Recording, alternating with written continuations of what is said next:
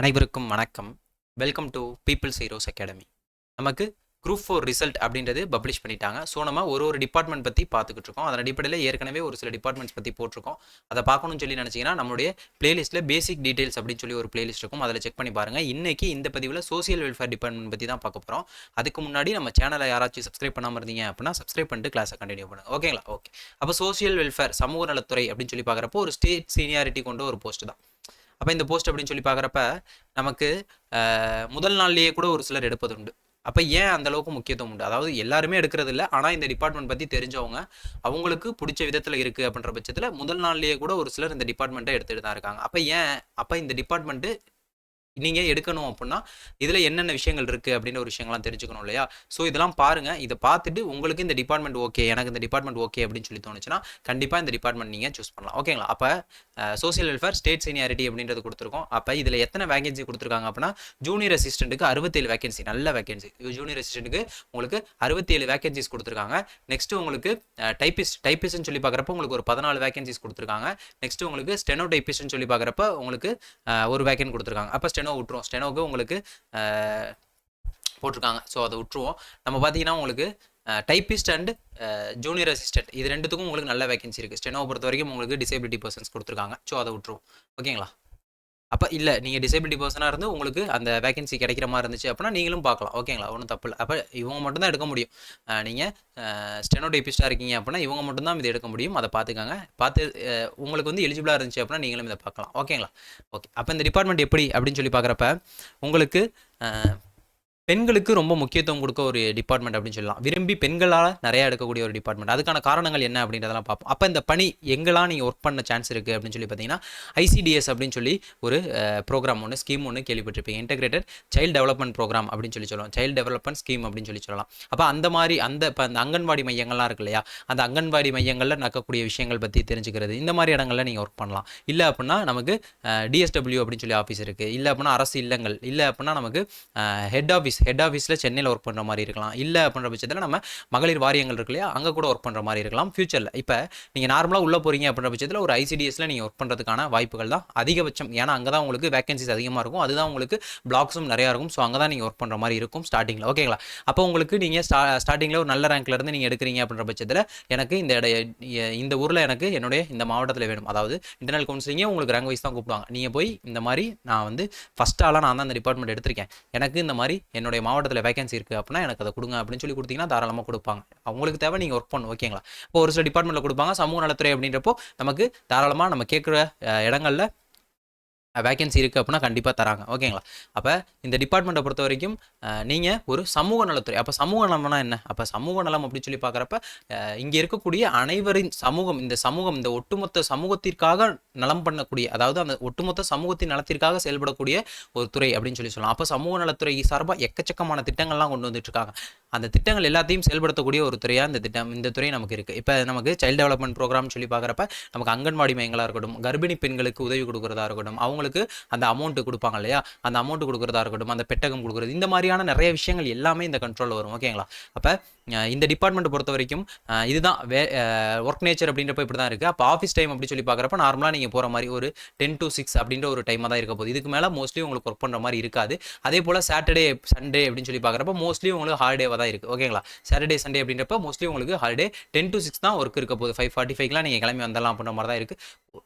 அவ்வளோ அந்தளவுக்கு வேலை இருக்காது. ஒரு வேலை இருந்துச்சு அப்படின்னா வேலையை முடிச்சு கொடுத்துருக்கிற மாதிரி இருக்கும். அது எந்த டிபார்ட்மெண்ட்டாக இருந்தாலும் இது தான். நார்மலாக பார்க்குறப்ப உங்களுக்கு வேலைப்பளு அப்படின்னு சொல்லி பார்க்குறப்ப ஒரு குறைவானது டு மிதமான ஒரு வேலைப்பளு அப்படின்ற ஒரு விஷயமானதான் இந்த டிபார்ட்மெண்ட் இருக்குது. ஓகேங்களா? அப்போ நெக்ஸ்ட் வந்து உங்களுக்கு சாட்டர்டே சண்டேஸ் அப்படின்றது உங்களுக்கு விடுமுறை அப்படின்ற விதமாக இருக்குது. உங்களுக்கு நெக்ஸ்ட் எக்ஸாம் படிக்க முடியுமா அப்படின்னு கேட்டால் கண்டிப்பாக படிக்க முடியும். வேலை அந்த அளவுக்குலாம் இல்லை. கிடைக்கக்கூடிய டைமை நீங்கள் யூட்டிலைஸ் பண்ணி சாட்டர்டே சண்டேஸும் லீவ் கிடைக்குது அப்படின்ற பட்சத்தில் இந்த டிபார்ட்மெண்ட் எடுத்தீங்க அப்படின்ற பட்சத்தில் உங்களுக்கு நெக்ஸ்ட் எக்ஸாமுக்கும் படிக்கிறதுக்கு டைம் கிடைக்கும். அது மட்டும் இல்லாமல் உங்களுக்கு ப்ரொமோஷனும் நல்ல ப்ரொமோஷன்ஸாகவே இருக்குது. ஓகேங்களா? அப்போ ப்ரொமோஷன்ஸ் அப்படின்னு சொல்லி பார்க்குறப்ப உங்களுக்கு ஜூனியர் அசிஸ்டன்ட்லேருந்து அசிஸ்டன்ட் அப்படின்ற ஒரு விஷயத்துக்கு நீங்கள் ப்ரொமோட் போவீங்க. அப்போ இந்த 2A அசிஸ்டன்ட் போகிறோம் இல்லையா, அசிஸ்டன்ட் அப்படின்றது ஒரு 2A போஸ்ட். அந்த ஜூனியர் அசிஸ்டன்ட்லேருந்து அசிஸ்டண்ட்டுக்கு போகிறோம். இந்த அசிஸ்டன்ட் அப்படின்றது டேரக்ட் ரெக்வயர்மெண்ட்டாக எடுக்கிறது இல்லை அப்படின்னு ஒரு விஷயத்தையும் சொல்கிறாங்க. டேரெக்டாக ரெக்வயர் பண்ணுறது இல்லை அப்படின்ற பட்சத்தில் அப்போ அந்த ஜேஏலேருந்து ப்ரொமோஷன் மூலமாக தான் அந்த அசிஸ்டண்ட்டுக்கு போகிறாங்க. அப்போ உங்களுக்கு மற்ற டிபார்ட்மெண்ட்ஸில் எப்படி இருக்கும் அப்படின்னா, இப்போ ஒரு 100 வேகன்சிஸ் வருது அப்படின்னா ஒரு 50% வந்து உங்களுக்கு எக்ஸாம்பிள் சொல்கிறோம் 50% வந்து உங்களுக்கு டேரெக்டாக ஒரு 2A எக்ஸாம் மூலமும் 50% 50 வேகன்சிஸ் வந்து உங்களுக்கு ஜேலேருந்து ப்ரொமோஷன் மூலமாக கொடுப்பாங்க. ஆனால் இந்த டிபார்ட்மெண்ட்டில் உங்களுக்கு 2A போஸ்ட்டில் உங்களுக்கு அசிஸ்டன்ட் அப்படின்றது கொடுக்குறதில்ல அப்படின்ற ஒரு விஷயம் சொல்கிறாங்க. ஸோ வந்து நீங்கள் ஜூனியர் அசிஸ்டண்ட்டாக ஜாயின் பண்ணுறீங்க அப்படின்னா உங்களுக்கு ப்ரொமோஷனுக்கு நல்ல வாய்ப்பு இருக்கும். ஏன்னா உங்களுக்கு நடுவில் என்ட்ரியே கிடையாது. நீங்கள் ஜாயின் பண்ணிங்கன்னா ஜூனியர் அசிஸ்டண்ட்டாக ஜாயின் பண்ணிங்கன்னா உங்களுக்கு அசிஸ்டண்ட்டாக உங்களால் ப்ரொமோட் ஆகி போகிறது ஒரு ஈஸியான விஷயமா இருக்கும். ஏன்னா அசிஸ்டன்ட் டேரக்ட் ரெக்ரூட்மெண்ட் கிடையாது. இது ஒரு 3 to 4 years நார்மலாக ஜேக்கு இருக்கக்கூடிய ஒரு 3 to 4 yearsலேயே நீங்கள் போயிடலாம் அப்படின்ற ஒரு விஷயத்தையும் சொல்கிறாங்க. ஓகேங்களா? அப்போ இது அசிஸ்டண்ட்டுக்கு அப்புறம் பார்த்தீங்க அப்படின்னா சூப்பரண்டன்ட் அப்படின்ற ஒரு போஸ்ட்டுக்கு போக முடியும். அசிஸ்டண்ட்டுக்கு அப்புறம் சூப்பரண்டன்ட் அப்படின்றது போக முடியும். இது உங்களுக்கு 2 இன்டர்வியூ போஸ்ட் கேடரில் போவீங்க. அசிஸ்டண்ட்டுக்கு அப்புறம் 2 சூப்பரண்டன்ட் அப்படின்ற ஒரு இது போவீங்க. அப்போ இங்கே இது வரைக்கும் ஆண் பெண் எல்லாரும் சமமாக தான் போவீங்க. அப்போ பெண்களுக்கு முக்கியத்துவம் கொடுக்கக்கூடிய ஒரு டிபார்ட்மெண்ட். ஏன்னா ஸ்கீம்ஸே நம்ம கவர்மெண்ட் ஸ்கீம்ஸே உங்களுக்கு பெண்களுக்கு முக்கியத்துவம் கொடுக்கக்கூடிய ஒரு ஸ்கீம்ஸும் குழந்தைகளுக்கு முக்கியத்துவம் கொடுக்கக்கூடிய ஒரு ஸ்கீம்ஸ் தான் நமக்கு நிறையா போடுறாங்க. ஸோ வந்து இங்கேருந்து உங்களுக்கு 2 விதமாக பிரியுது. சூப்பரண்டன்ட்டுக்கு அப்புறம் பார்த்தீங்க அப்படின்னா உங்களுக்கு ப்ரொமோஷன்ஸ் அப்படின்றது 2 டைப்பாக பிரியுது. உங்களுக்கு பெண்களுக்கு அப்படின்னு சொல்லி பார்க்குறப்போ ஒரு நல்ல விதமாக பல ப்ரொமோஷன்ஸ் உங்களுக்கு அப்படியே மேலே போயிட்டு இருக்கு. ஆண்களுக்கு அப்படின்னு சொல்லி பார்க்குறப்ப அந்தளவுக்கு உங்களுக்கு ப்ரொமோஷன்ஸ் இல்லை. ஓகேங்களா? அப்போ இதுக்கப்புறம் உங்களுக்கு இண்டஸ்ட்ரியல் ஆஃபீஸர் சம்திங் ஒரு ப்ரொமோஷன் மட்டும் வரும் ஆண்களுக்கு. அது இல்லாமல் அப்படின்னா ஆண்கள் வந்து என்ன பண்ணலாம்னா வேற ஒரு டிபார்ட்மெண்ட்டுக்கு ஒரு அக்கௌண்ட்ஸ் ஆஃபீஸராக போக முடியும். ஒரு ட்ரெஷரி டிபார்ட்மெண்ட்டுக்கு ஒரு அக்கௌண்ட்ஸ் ஆஃபீஸராக போக முடியும் அப்படின்னு ஒரு விஷயம் சொல்கிறாங்க. இதுதான் இதோட ஆண்களுக்கு அப்படின்றது சூப்பரண்டன்ட்டுக்கு அப்புறம் ஒரு ப்ரொமோஷன் இருக்குது இந்த இடத்துல இண்டஸ்ட்ரியல் ஆஃபீஸர் சம்திங்.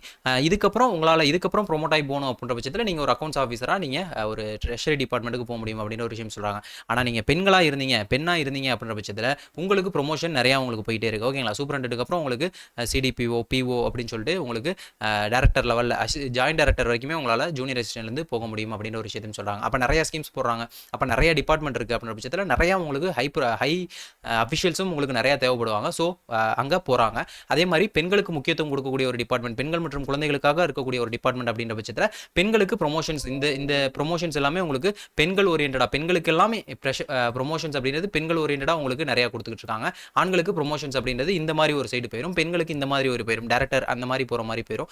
ஆண்களுக்கு ஒரு அக்கௌண்ட்ஸ் ஆஃபீஸர் அந்த கேட்டர்லேயே உங்களுக்கு ப்ரொமோஷன் அப்படின்றது முடிச்சிடும். இதனால தான் சொல்கிறோம் பெண்கள் தாராளமாக நம்பி இந்த டிபார்ட்மெண்ட் எனக்கு வேண்டும் அப்படின்னு சொல்லி எடுக்க முடியும். ஓகேங்களா? அப்போ இந்த டிபார்ட்மெண்ட் எடுக்கிறதுனால உங்களுக்கு என்ன பாசிட்டிவ் அப்படின்னு சொல்லி பார்த்தீங்கன்னா நார்மலாக பார்க்குறப்ப உங்களால் ஒரு சொந்த மாவட்டத்திலே எனக்கு வேலை வேணும் அப்படின்றப்போ சொந்த மாவட்டத்தில் உங்களுக்கு கிடைக்கிறதுக்கான வாய்ப்புகள் இருக்குது.